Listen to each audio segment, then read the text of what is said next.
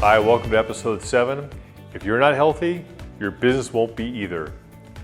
Running a construction business is hard work. Dealing with people, regulations, and a $1 million project will eventually take its toll. But many of my clients fail to understand that there is no way for your business to be healthy unless you are. If your health is suffering, your business is suffering.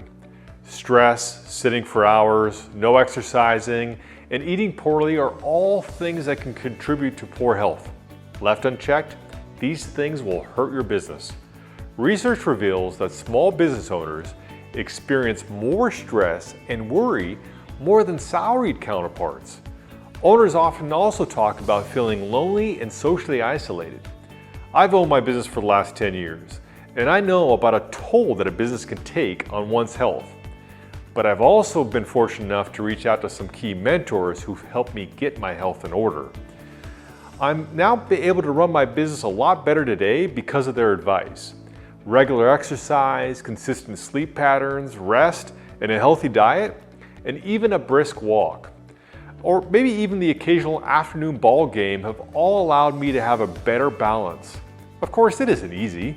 It requires focus and discipline, but trust me, it is worth it.